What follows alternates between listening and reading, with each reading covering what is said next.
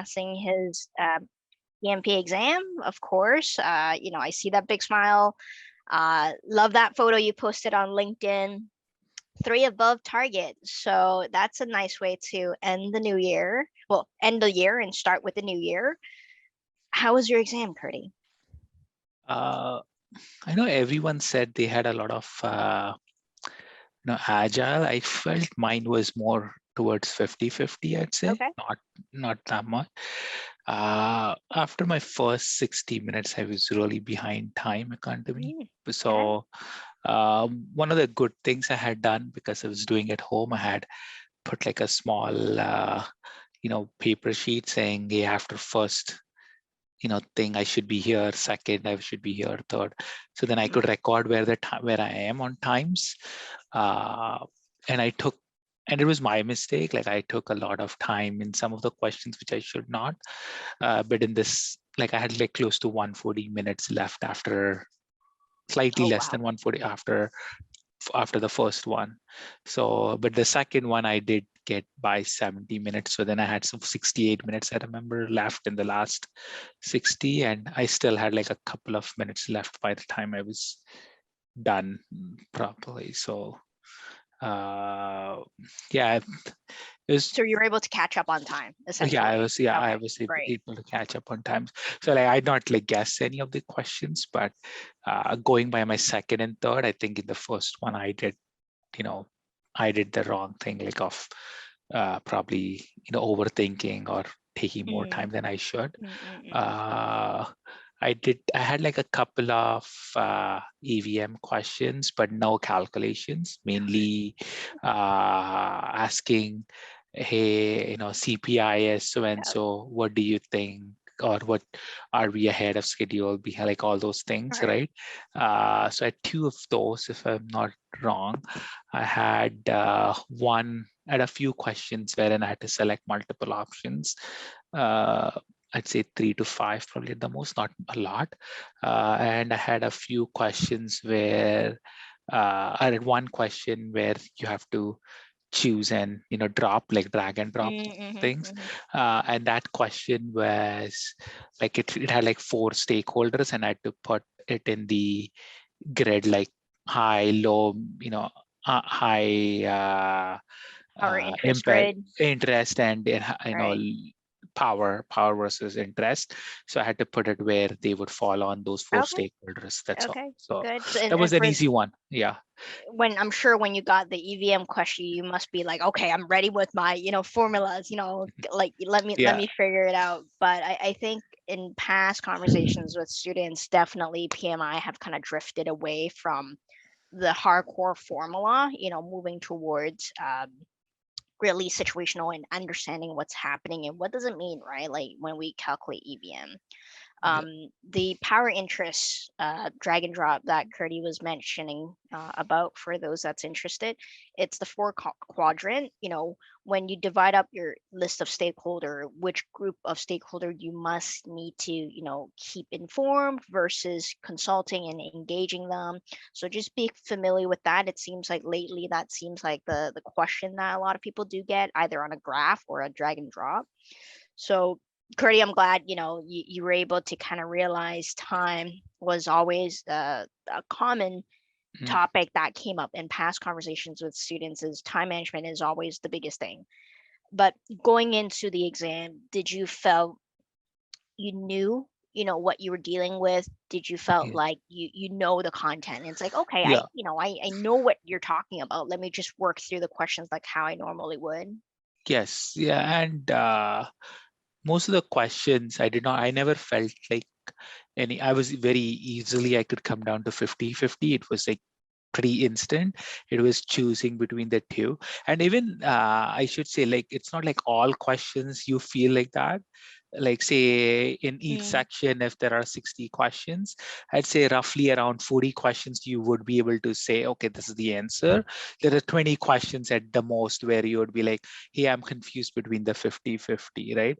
And like in my first section, the first 10, I had around 2 or 3, I think so, like that. And I took a lot of time there, and that is what was my error. Like I should have just flagged it and moved ahead, because you take your best guess and go ahead, right? Because Now when I think of it, even if I got it wrong, I don't know, like it did not matter because I did not even get time to review. Because by the time it was done, I was almost 80 plus minutes then. So I was like, oh, I'm not wasting time reviewing now. I just checked if I've not answered anything, and then that's all, and then just moved ahead. But like, one thing, if I would have correct, like if I had to do it again, I would probably not waste so much time when, trying to get everything correct, right? That is the whole, it's not that's not the purpose, right? Yeah, I mean, it's interesting you mentioned that, because that was also mentioned by Bill last week as well. Yeah. Is that, I think once you start doing the exam, like getting into the mindset of doing question, it takes about a while for you to be okay with your answer and just move on, right? Don't get too hung up on the current question. It's okay, there's always the next one. And I think Bill mentioned it in last week was flagging. Be careful with what you flag, and Yeah. try to answer it instead of just flagging it and move on. Did you find yourself flagging too many questions at all, or I did not flag unnecessarily because I have to go back and check it right? anyways, right?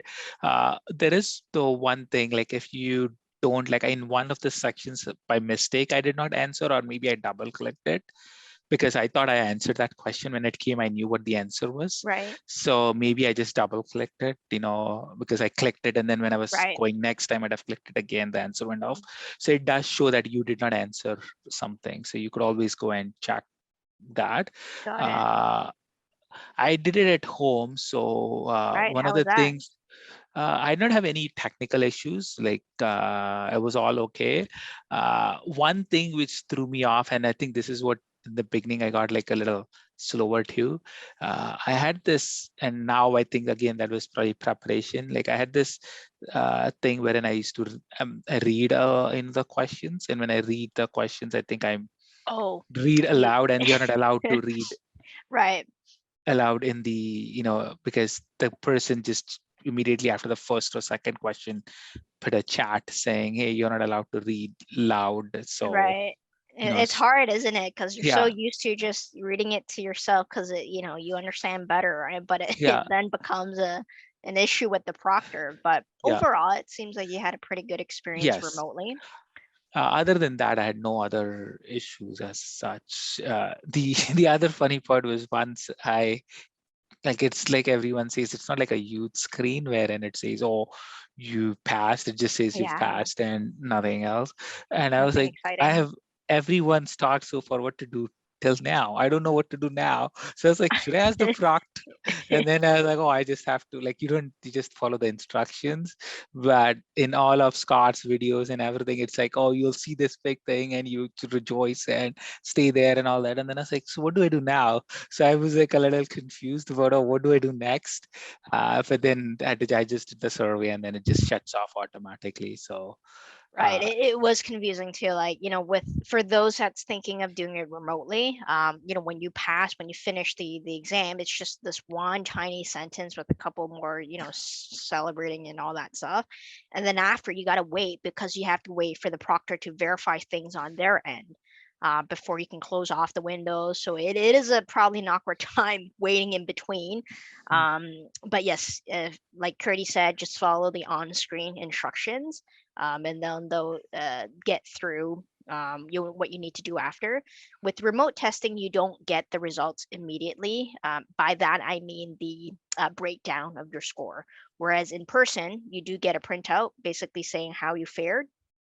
Um, with that, I would two more questions on my side before I kind of open it up to the group is one, if you were to look back, based on your study plan, how you've completed the course, the way you've prepared for the exam, or just any content, were there a couple of things you would have done differently, or you would have wished you spent a bit more time reviewing? uh, I think I think I did enough. Like I was supposed to give the exam this week. Remember last week when I was talking about it, Right. I did say that. And then I had this conversation with my wife. I remember saying, I'm going to, do it next week, right? And then she said, uh, actually, this is what she asked me. She's like, right, like you won't do anything on 24th and 25th. So you have just one day literally now, right? Like if you, because we were talking this on 23rd, like on 22nd evening. So she said you have tomorrow probably. And after that, you're out of commission probably for 24th, 25th, and even 26th at them, because, you'll have to, Ashwin will open all his gifts. He would want to play with you and all those things, right? And she said, like, literally you have like 2 days at the most if you think about it. Right. So she's like, what would you do in 2 days which you have not done so far? Like, is there something you? And I thought about it that way, and I said, no, not really. So I did like check everything which Scott said, like from my plan perspective. I had made like a plan dividing. So I come from an agile background, so I divided everything into like there are 212 steps.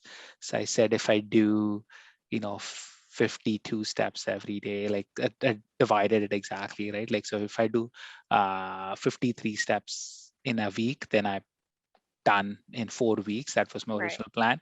I ended up doing in 3 weeks.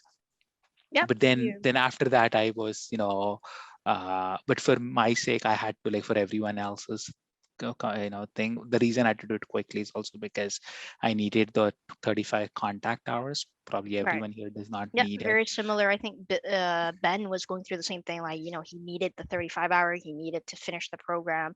So you followed a very similar path like everyone else, right? You did the 7-day, and then you went into practicing exams and then quizzes, Exactly. reviewing content.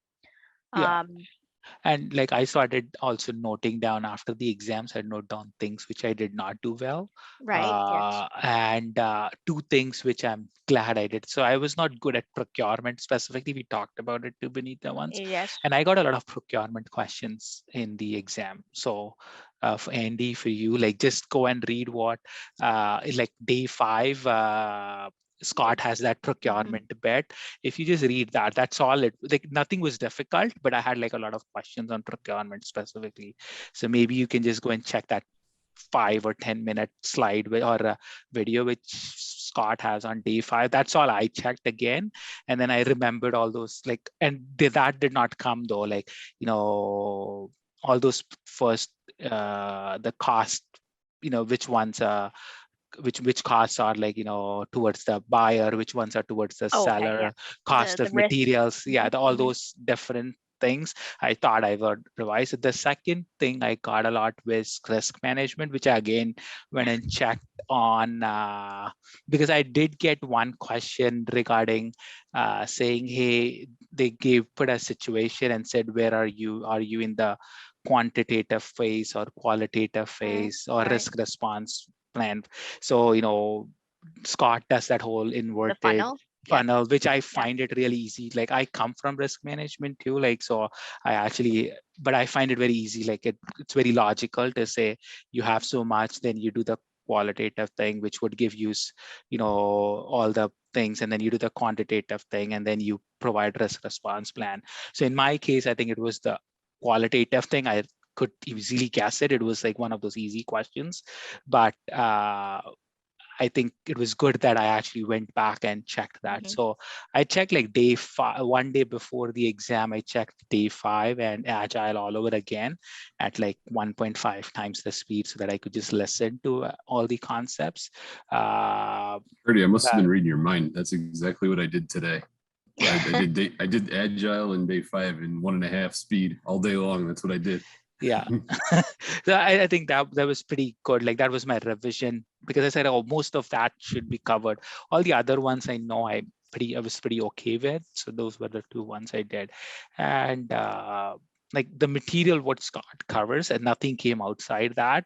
The only thing I read outside what was the material, which nothing came, was the disciplined agile thing, because there were questions in the question bank on disciplined agile. So I went and did the principles, but I had no disciplined agile questions. So it was like useless if you think about it that way, but I only read it because I thought it would be useful. Like if something comes in, like, and I not read a lot, I just read like principles, that 8 principles which they have. That's right. And that's one of the things that we spoke about last week, right, Kirti, is, how deep do we want to read into the different type of agiles, right? Because there's discipline agile, there's extreme programming, crystal method.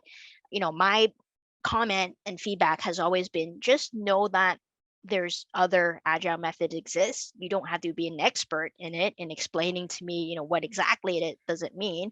Because on the actual PMP exam, they really just focus on the whole concept of Scrum, with the whole sprint planning and, the 3 different roles, the product owner and servant leadership and team.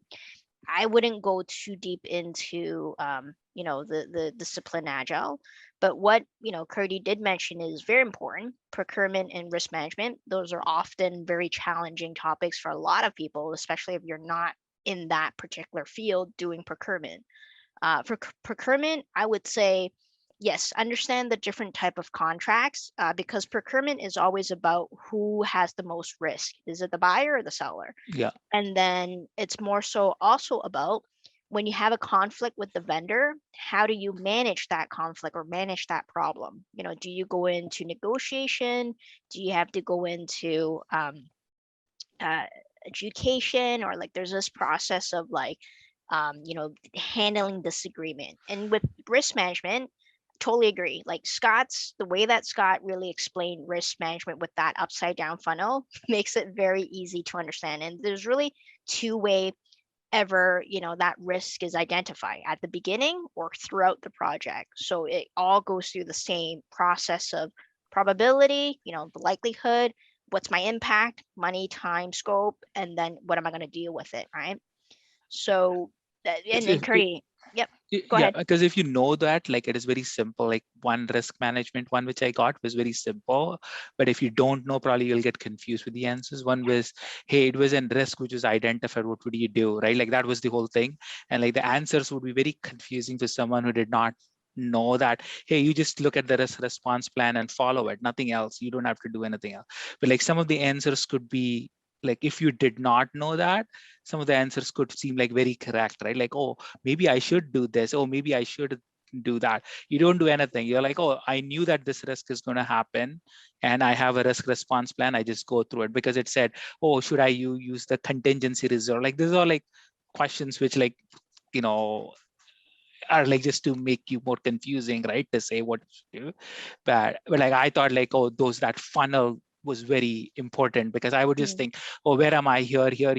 And I was like, okay, that is what I should do. So those were like simple questions, as long as you knew what you had to do. The same with procurement. Like I had like one question around conflict, I'm pretty sure. Right. And it was very simple, but like, again, the answers are a little confusing unless you know what those are, right?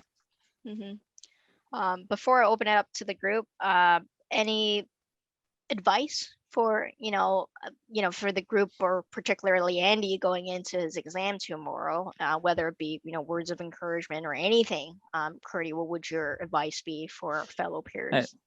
I'd be like, just read those 7-day accelerator, nothing else. Like I did not have anything come out of what I did not read. Like I said, the only thing I read outside was disciplined agile, because there were some questions in the question bank.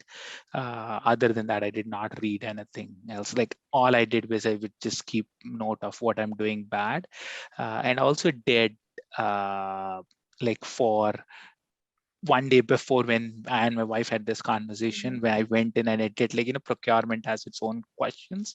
So I went and did like question those, one of the question bank, just to make sure I'm ready. And I did well on that. And I was like, okay, so that is what I would do. Like if I'm not good at something, I'd go to that subject area and do like, because I think it gives you 10 questions or so. So you just go on, at least evaluate where you're still making mistakes, right? So those are the only 2 things I did. But Andy, I'd say don't do any questions now, probably. Just read things which it should be a quiet night. I mean, I'm sure you've done all you could, Andy. We'll get into that. But I think the night before. I did a 60 question simulator today, and I got like an 80-something%, and I'm like, done. We're done. No more. Yeah. Good pulse check, and just leave it at that, and have a very light night, especially you're going in 8 a.m. in the morning in person, right? Yeah, I'm in person. Yeah. Okay. Anyway, enough from me. Let me just open it up to the rest of the folks here. Anyone have any specific questions for Kirti in terms of whether it, his study plan or, challenges, anything like that? I don't have any specific questions. Just like when you push that last submit button, did you know you were going to pass? Like, did you feel good about it? I knew I would pass. After my second part, I was like, oh, unless I screw up in the last one, I was pretty sure I'd pass. I did not know where I would land. Like I was not like the above target and all that stuff. You don't know, right? But I was pretty sure I'd pass probably. After the second one, I was like, oh, I have to just maintain this. I've come back now. Like I did like in 70, which was my pace when I was doing the simulator. So it's like, oh, I just have to make sure I keep the pace up. So I was monitoring time very closely in the last one to make sure I don't put too much time on one question. But I was pretty sure, like when I was doing the last 5 or 10 questions, I was pretty sure I'm going to pass. I'm not going to fail, but I was not, but it's also on people to people. I did not know like, oh, I would be above target for sure. Like, so. Right. Depending on how you want to, achieve, right? Some people are just like, well, I just want to pass, even if it's just right on the line, right? Some people are like, well, I want to be the above target. So the basically the pass is you just got to meet the bare minimum and then you pass, right? What that score is, we don't know. But I think to Kirti's point is if you have a good sense of how you're approaching questions, you're following it, you're getting down to the 50-50, maintaining that throughout the last 60 would be very important, because that I'm sure that last 20 question would feel like extra long, right, Kirti? Yeah. It's just about maintaining your overall performance throughout the entire 4 hours. The one thing I tell Andy, and this thing helped me, that's what I'm saying, is I actually divided before I went in, I divided and you could do probably on your sheet or something. I said, hey, the first one I should be so and so time if I start at 9:30 and I take 70, because I divided it into 75 minutes and 5 minutes extra. So this is where I should be. So I did not panic when I came out. I said, okay, so I'm behind now. What do I do? So I have 138 minutes left. So I have to do it in 70 minutes roughly, right? So now I have to make sure I do it in 60. That is how I just planned. So just that 10-minute break, that is what I did. Like I used to always plan, make sure everything's okay. And make sure you use the washrooms and stuff at that point of time too, because you're not allowed to go in between, right? So very important.